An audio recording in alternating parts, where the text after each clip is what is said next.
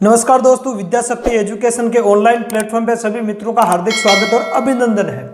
दोस्तों, हम लेसन पढ़ रहे हैं मानव में जनन, और इसके अंदर आज हमारा जो स्टडी पॉइंट है वो रहने वाला है मानव में निषेचन और रजोधर्म। ठीक है, या जिसको अपन कहते हैं ऋतुस्राव चक्र। तो मानव में निषेचन की प्रक्रिया है वो कैसे होती है, कहाँ होती है, ठीक है, और निषेचन के बाद में क्या होता है, ठीक है, किस प्रकार से एक शिशु या एक नवजात का निर्माण होता है उसको पढ़ेंगे। और साथ ही साथ हम पढ़ेंगे ऋतुस्राव या जो माहवारी चक्र है या जो रजोधर्म है ना, ये क्या होता है, आर्तव चक्र जिसको अपन कहते हैं मेंस्ट्रुअल साइकिल है ना।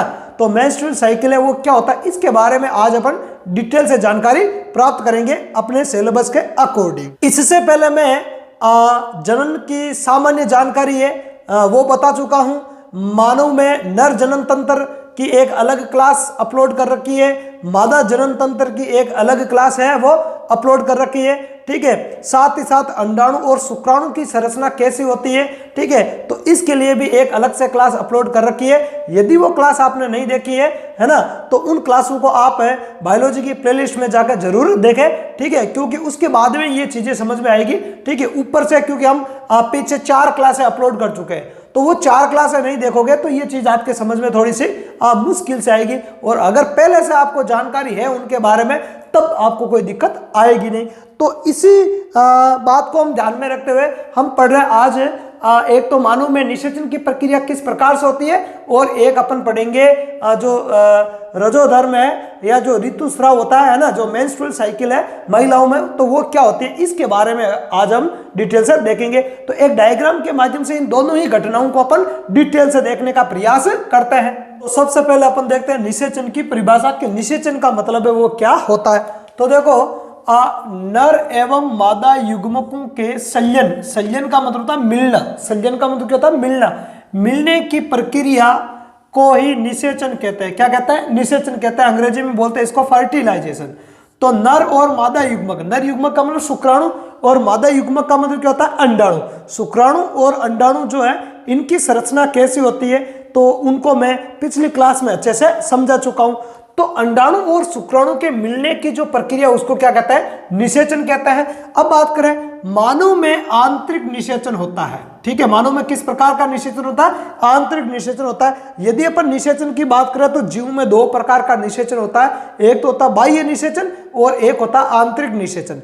ज्यादातर जो बाह्य निषेचन होता है वो जल के अंदर होता है। कहाँ होता है, जल के अंदर होता है। अधिकांश जो जलीय प्राणी है, जैसे बात करें अपन मेंढक की बात करें तो मेंढक में क्या होती है, मादा जो होती है वो अंडाणु जल में छोड़ देती है और नर उन अंडाणु के ऊपर शुक्राणु छोड़ देता जल के अंदर ही। तो उनमें निषेचन की प्रक्रिया जल के अंदर होती है। फिर बनता है लार्वा जिसको बोलते हैं मेंढक का टेडपोल लार्वा। कौन सा लार्वा, टेडपोल लार्वा। और वो टेडपोल लार्वा बाद में मेंढक में चेंज हो जाता है। तो मेंढक जैसे जो प्राणी है जिनमें निषेचन की प्रक्रिया मतलब शुक्राणु और अंडाणु जल में मिलते हैं तो उसको अपन बाह्य निषेचन कहते हैं। तो उनमें भ्रूण का परिवर्तन भी बाहर जल में होता है। लेकिन मनुष्य में आंतरिक निषेचन होता है। तो निषेचन कितने प्रकार का हो गया, 2 प्रकार का, बाह्य निषेचन और आंतरिक निषेचन। मनुष्य के अंदर आंतरिक निषेचन होता है। कौन सा निषेचन होता है मनुष्य में, आंतरिक निषेचन होता है, जो कि कहाँ होता है, आंतरिक निषेचन होता है जो मादा शरीर के भीतर होता है। कहाँ होता है, मादाओं के शरीर के भीतर होता है। मादा शरीर के भीतर अंडवाहिनी या फेलोपियन ट्यूब में होता है। कहाँ होता है, अंडवाहिनी या फेलोपियन ट्यूब के अंदर ये प्रक्रिया होती है। किस प्रकार से होती है, देखो, मैथुन के समय अगर अपन बात करें मैथुन की, तो मैथुन के समय क्या होता है, नर के द्वारा, किसके द्वारा, नर के द्वारा इस योनि में शुक्राणु छोड़े जाते हैं। ठीक है, जो मैथुन, जब नर और मादा प्राणी आपस में मैथुन की क्रिया करता है, सहवास करता है, तो उस टाइम में जो नर है वो मादा की योनि में लगभग 300 से 400 मिलियन तक के शुक्राणु छोड़ता है। वीर्य में कितने, एक बार में जो वीर्य जो स्खलित किया जाता है, जो छोड़ा जाता है नर के द्वारा मादा की इस योनि में या इस भाग में यहाँ पर छोड़ा जाता है। ठीक है, तो यहाँ पर जो शुक्राणु जो छोड़े जा रहे हैं उनके अंदर वीर्य के अंदर 300 से 400 मिलियन तक शुक्राणु होता है। अब ये शुक्राणु है वो यहाँ से गति करते हुए जाएंगे। ठीक है, और इसकी पूरी संरचना है, नर जनन तंत्र की जो पूरी संरचना है वो मैं पहले बता चुका हूं, ठीक है। अंडवाहिनी क्या है, अंडाशय क्या है, योनि क्या है और गर्भाशय क्या है। तो यहाँ पे केवल और केवल नाम लिख रखा है, समझाऊंगा बिल्कुल भी नहीं, क्योंकि मादा जनन तंत्र के लिए बिल्कुल प्रॉपर एक अलग से क्लास अपलोड कर रखी है। तो उस क्लास में आपको देखना है फिब्री क्या होती है, अंडाशय क्या होता है, अंडवाहिनी क्या होती है, योनि क्या होती है, गर्भाशय क्या होता है, ठीक है, इन सब के बारे में। तो शुक्राणु यहां से गति करते हुए गर्भाशय की ओर से होते हुए कहां जाएंगे, अंडवाहिनी में जाएंगे। कहां जाएंगे, अंडवाहिनी में। इधर अंडाणु मुक्त होता है, वो अंडाणु मुक्त होकर यहां आ जाता है। कहां आ जाता है, ये अंडाणु यहां आ गया, है ना। दोनों ओर से नहीं होगा, पर मंथ एक, पर मंथ अंडाशय के द्वारा एक ही अंडाणु विमुक्त होता है, या तो इधर वाले से हो जाएगा या इधर वाले से हो जाएगा, ठीक है। तो वो जो अंडाणु है जब यहाँ पे आता है, ठीक है, तो इधर से शुक्राणु गति करते हुए जाएंगे और ये जो अंडवाहिनी है, अंडवाहिनी का जो ये संकीर्ण भाग है जिसको अपन बोलते हैं इस्थमस, क्या बोलते हैं इसको, इस्थमस बोलते हैं, ध्यान रखना, इस्थमस, ठीक है। तो निषेचन की प्रक्रिया है अंडवाहिनी में होती है। कहां होती है, अंडवाहिनी का कौन सा भाग, संकीर्ण पथ, क्योंकि इधर से जब शुक्राणु गति करता हुआ जाएगा तो अंडाणु और शुक्राणु के मिलने के चांस है वो यहाँ पर ज्यादा होता है। यहाँ पे मिल नहीं सकते क्योंकि यहाँ पे बहुत सारी जगह तो साइड से निकल जाएंगे अंडाणु शुक्राणु।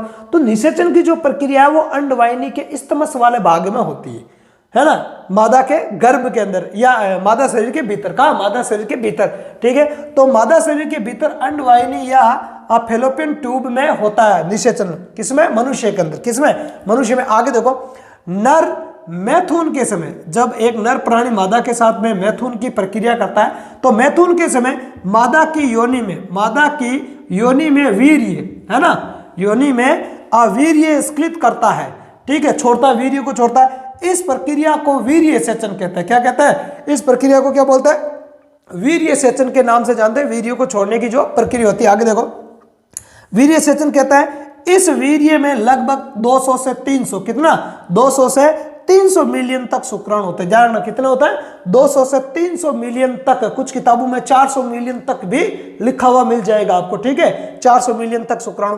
तो एवरेज 200 से 300 मिलियन तक है वो शुक्राणु होते हैं, ठीक है। शुक्राणु मादा के गर्भाशय में प्रवेश के कुछ समय बाद, है ना, शुक्राणु है, शुक्राणु जब मादा के इस गर्भाशय में, ये योनि हो गया और ये पूरा एरिया क्या हो गया, ये हो गया आपके गर्भाशय, जो कि पिछली क्लास में मैंने आपको बताया भी था। तो इस गर्भाशय में प्रवेश करने के बाद क्या होता है, निषेचन करने की सक्षम हो जाते हैं।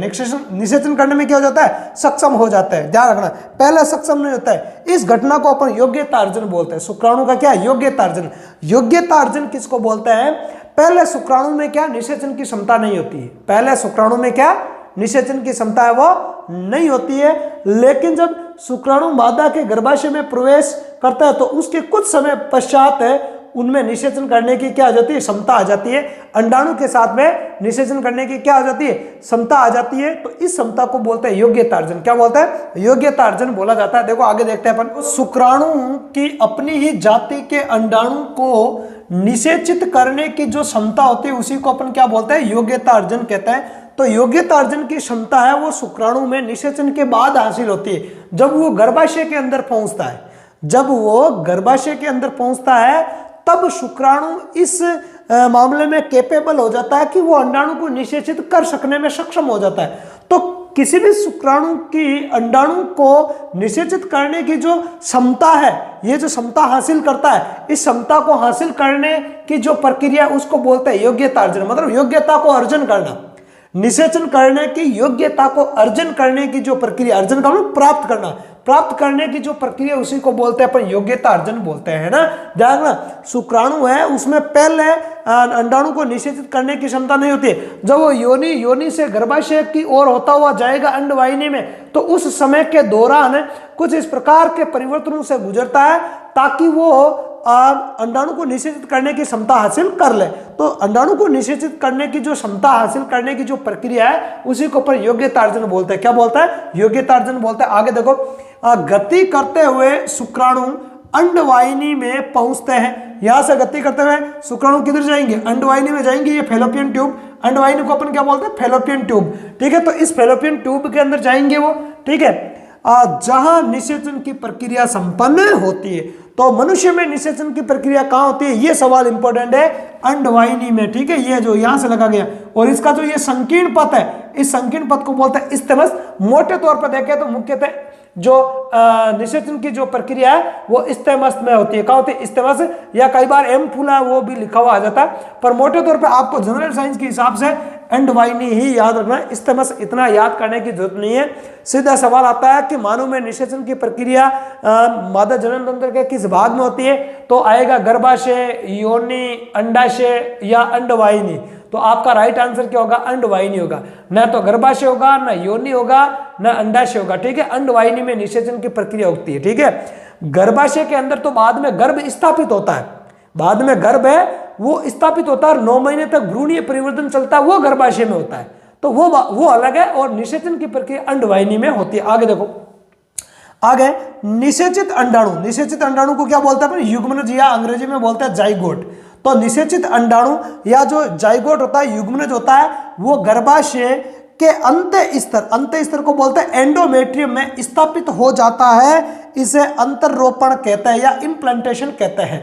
ठीक है, मैंने इससे पहले वाली क्लास में आपको बताया था, जब मादा जनन तंत्र के बारे में हमने डिटेल से जब पढ़ा था, तो उस टाइम मैंने बताया कि गर्भाशय, ये यहां से, ये पूरा क्या है, ये पूरा गर्भाशय, ये पूरा क्या है, ये पूरा गर्भाशय। तो इस गर्भाशय के 3 स्तर मैंने आपको उस क्लास में बताए थे। सबसे बाहर वाले स्तर को, इस बाहरी स्तर को अपन क्या बोलते हैं, इसको बोलते हैं पेरीमेट्रियम। इसको क्या बोलते हैं, पेरीमेट्रियम बोलते हैं। ये जो दूसरा सेकंड बाहर से है ना, बाहर से सेकंड नंबर का जो ये स्तर है, इसको बोलते हैं अपन मायोमेट्रियम। क्या बोलते हैं, मायोमेट्रियम। और ये यहाँ तक, ये जो अंदर वाला जो है, इस स्तर को अपन क्या बोलते हैं, इसको बोलते हैं अपन एंडोमेट्रियम या अंत स्तर। तो गर्भाशय के 3 स्तर होते हैं, है ना, पेरीमेट्रियम, मायोमेट्रियम और एंडोमेट्रियम। एंडोमेट्रियम को हिंदी में अंत स्तर बोलते हैं, ये सबसे इंपॉर्टेंट है। तो अंत स्तर में क्या होता है, जो ये युग्मनज है वो स्थापित हो जाता है। क्या हो जाता है, स्थापित हो जाता है। इस प्रक्रिया को इम्प्लांटेशन या अंतरोपण कहते हैं। क्या बोलते हैं, इम्प्लांटेशन या अंतरोपण कहते हैं। यहाँ पे देखो, यहाँ इधर से शुक्राणु जा रहा है, इधर अंडाणु आ गया, तो इनमें क्या हो जाएगा, निषेचन। निषेचन के पश्चात क्या होगा, युग्मनज का निर्माण होगा। किसका निर्माण होगा, युग्मनज का। ध्यान रखना, शुक्राणु प्लस अंडाणु, शुक्राणु और अंडाणु मिलकर किसका निर्माण करता है, युग्मनज का निर्माण करता है। और युग्मनज में गुणसूत्रों की संख्या कितनी होती है, 46। कितनी होती है, 46। और युग्मनज एक कोशिका की होता है, ध्यान रखना, 2 कोशिकाएं नहीं होती। ऐसा नहीं है कि शुक्राणु और अंडाणु मिलकर युग्मनज बनाता है तो युग्मनज 2 कोशिकाएं हो गई। हालांकि मैंने बताया था शुक्राणु कोशिका होती है अलग, और अंडाणु भी एक क्या कोशिका है, लेकिन शुक्राणु का केवल केंद्रक ही अंडाणु के अंदर घुसता है।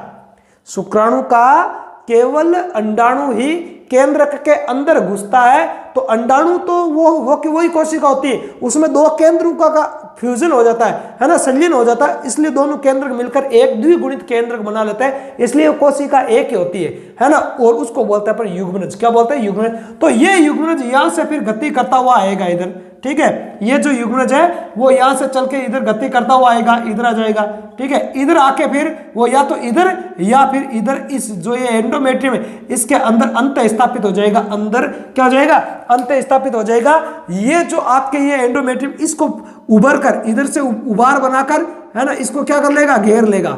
इस प्रकार से क्या कर लेगा, घेर लेगा, धीरे धीरे अंदर की तरफ घेर लेगा और अंदर समाहित कर लेगा। एंडोमेट्रियम स्तर है वो युग्मनज को धीरे धीरे अपने अंदर की ओर क्या कर लेता, समाहित कर लेगा, ऐसे ऊपर से घेर कर समाहित कर लेगा। इस प्रक्रिया को बोलता है अंतरोपण। क्या बोलता है, अंतरोपण के नाम से जानते हैं। आगे बात समझ में। तो गर्भाशय का अंतरोपण कहां होता है, भ्रूण युग्मनज का अंतरोपण कहां होता है, गर्भाशय के भीतरी स्तर में। भीतरी स्तर को क्या बोलता है, एंडोमेट्रियम। अब आगे स्थापन के बाद आगे 9 महीने तक का टाइम पीरियड चलता है। इसके बाद 270 से 280 दिन, लगभग औसतन 9 माह तक भ्रूणीय परिवर्धन होता है। ठीक है, तथा प्रसव की प्रक्रिया द्वारा नवजात का क्या होता है, जन्म होता है। फिर 9 महीने तक भ्रूणीय परिवर्धन या गर्भाशय के अंदर चलता है और एक युग्मनज से एक नवजात शिशु का निर्माण हो जाता है। युग्मनज से बनता है भ्रूण। युग्मनज से क्या बनता है, युग्मनज से बनता है भ्रूण। युग्मनज से क्या बनेगा, युग्मनज से बनेगा भ्रूण, और भ्रूण से किसका निर्माण हो जाएगा, नवजात शिशु का। किसका? नवजात शिशु का निर्माण हो जाएगा। तो ये जो पूरी प्रक्रिया वो लगभग कितने महीने तक चलती है? 9 महीने तक चलती है। कितने महीने तक? 9 महीने तक चलती है, जिसको अपन गर्भावधि बोलते हैं। क्या बोलते हैं? गर्भावधि बोलते हैं। ठीक है, तो ये जानते हैं, ये तो नॉर्मल चीज है, इसको कोई बताने की जरूरत नहीं। तो गर्भावधि 9 महीने तक होती है औसतन, या 270 से 280 दिन। हालांकि कुछ केसेस में ये कम से कम 7 महीने की और ज्यादा से ज्यादा 10.5 महीने तक की भी हो सकती है। कम से कम 7 महीने की और ज्यादा से ज्यादा 10.5 महीने तक भी हो सकती है, ये भी ध्यान रखना। पर एवरेज 9 माह या 270 से 280 दिन की होती है। तो ये भ्रूणीय परिवर्धन होता है। और फिर प्रसव की बच्चे के जन्म की प्रक्रिया को क्या बोलता है? प्रसव। बच्चे के जन्म की प्रक्रिया को प्रसव बोलता है। प्रसव प्रक्रिया द्वारा नवजात का जन्म हो जाता है। आगे बात समझ में? ठीक है, तो अब अपन देखते हैं, मान लो कि यदि अंडाणु का हमने क्या कहा? हमने कहा कि भाई पर मंथ, प्रति माह जो गर्भाशय प्रति माह जो अंडाशय है, दोनों अंडाशयों में से एक अंडाशय के द्वारा एक अंडाणु का विमोचन होता है। और यदि उस अंडाणु का निषेचन हो जाता है शुक्राणु से, तो युग्मन से भ्रूण का निर्माण हो जाता है। लेकिन सोचो कि यदि अंडाणु का निषेचन नहीं हुआ तो क्या होगा?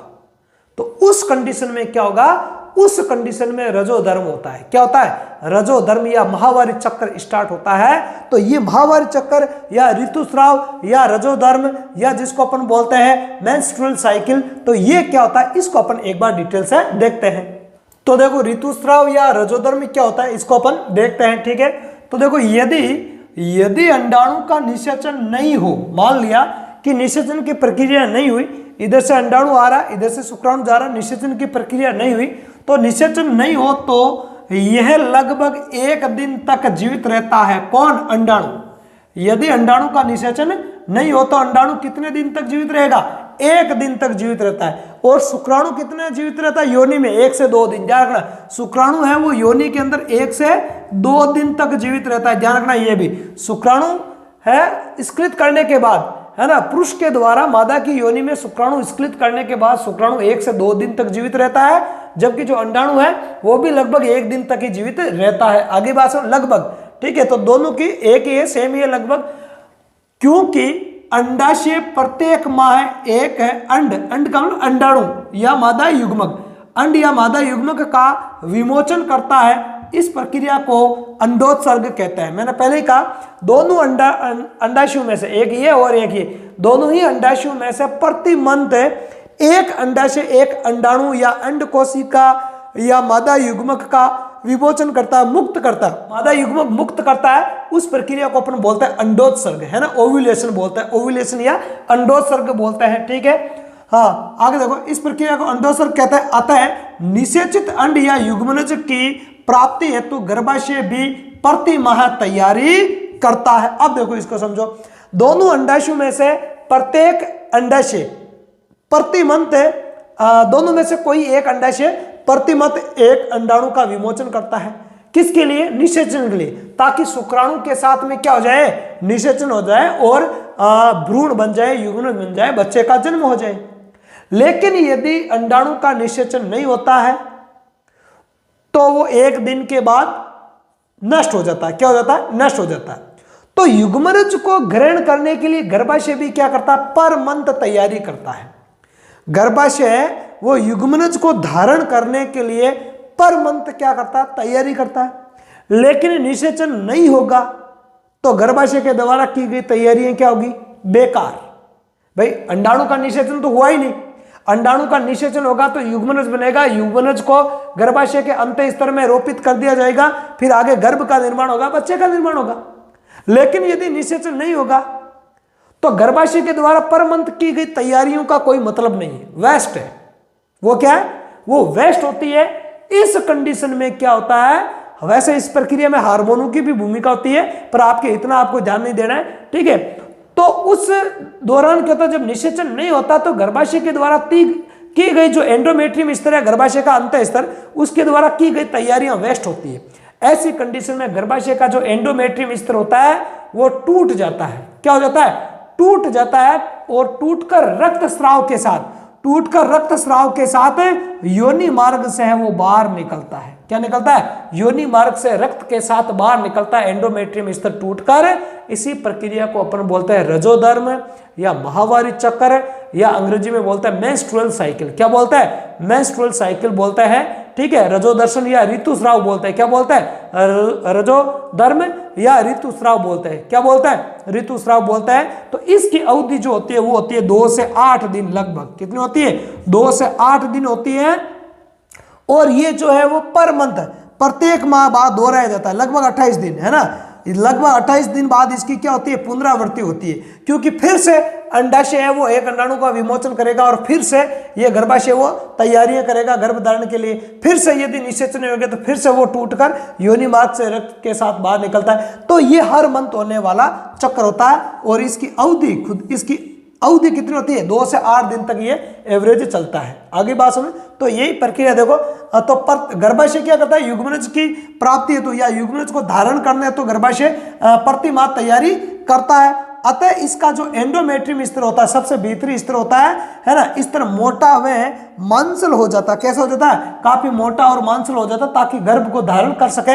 इसमें रक्त का संचार बढ़ जाता है, ब्लड सर्कुलेशन है वो भी इसके अंदर बढ़ जाता है, ताकि गर्भ को पर्याप्त मात्रा में पोषण अवेलेबल करवा दिया जाए, है ना। लेकिन निषेचन हो नहीं रहा, तो निषेचन नहीं होता तो क्या होता है, हो जाता है। अतः परंतु निषेचन नहीं होने की अवस्था में इस स्तर की भी आवश्यकता नहीं होती है ना, नहीं होती तो वो टूटकर बाहर निकलता है, उसी को बोलते हैं अपन रजोधर्म। आगे देखो, अतः एंडोमेट्रियम स्तर धीरे धीरे टूटकर योनि मार्ग से रुधिर एवं म्यूकस, है ना, रुधिर एवं म्यूकस के रूप में बाहर निकलता है। इस प्रक्रिया को ऋतुस्राव या रजोधर्म या माहवारी या मासिक धर्म कहते हैं। आगे बात समझ, तो निषेचन नहीं होने की अवस्था में प्रति मंथ जो गर्भाशय तैयारियां करता है वो वेस्टेज होती है, इसलिए उसका जो अंत स्तर है वो टूटकर रुधिर और म्यूकस के रूप में योनि मार्ग से होता हुआ बाहर निकलता है। इसी को बोलते हैं अपन रजोधर्म कहते हैं। आगे देखो, इसकी अवधि लगभग कितनी, 2 से 8 दिन की होती है। कितनी होती है, 2 से 8 दिन की होती है।